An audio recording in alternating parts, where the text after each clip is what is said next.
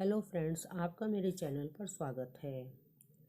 दोस्तों, मेरी वीडियो पूरी देखें, अच्छी लगे तो लाइक, शेयर और सब्सक्राइब अवश्य करें।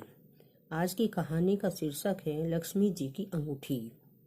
एक बहुत ही निर्धन व्यक्ति था। वह नित्य भगवान विष्णु और लक्ष्मी जी की पूजा किया करता था। एक बार दीपावली के दिन भगवती लक्ष्मी की श्रद्धा भक्ति से पूजा अर्चना की। कहते हैं उसकी आराधना से लक्ष्मी जी प्रसन्न हुई। वह उसके सामने प्रकट हुई और उसे एक अंगूठी देकर अदृश्य हो गई। अंगूठी सामान्य नहीं थी। उसे पहनकर जैसे ही अगले दिन उसने धन पाने की कामना की, उसके सामने धन का ढेर लग गया।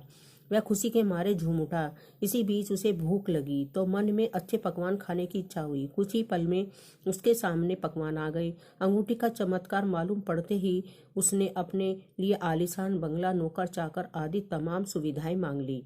वह भगवती लक्ष्मी की कृपा से प्राप्त हुई उस अंगूठी के कारण सुख से रहने लगा। अब उसे किसी प्रकार का कोई दुख, कष्ट या चिंता नहीं थी। नगर में उसका बहुत नाम हो गया।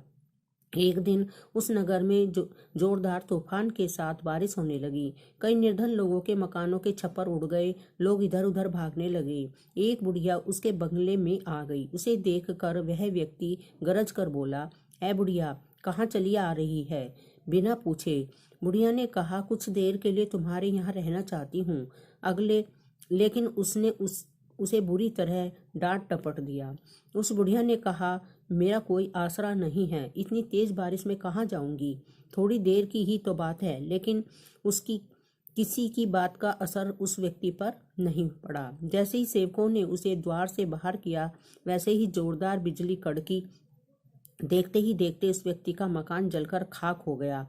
उसके हाथों की अंगूठी भी गायब हो गई। सारा वैभव पल भर में राख के ढेर में बदल गया। उसने आंख खोलकर जब देखा तो सामने लक्ष्मी जी थी। जो बुढ़िया कुछ देर पहले उसके सामने दीनहीन होकर गिड़गिड़ा रही थी, वही अब लक्ष्मी जी के रूप में उसके सामने मंद मंद मुस्कुरा रही थी। वह समझ गया उसने बुढ़िया को नहीं, साक्षात लक्ष्मी जी को घर से निकाल दिया था। वह भगवती के चरणों में गिर पड़ा। देवी बोली, "तुम इसी ही योग्य हो। जहाँ निर्धनों का सम्मान नहीं होता, मैं वहाँ निवास नहीं कर सकती।" यह कहकर लक्ष्मी जी उसकी आंखों से ओझल हो गई।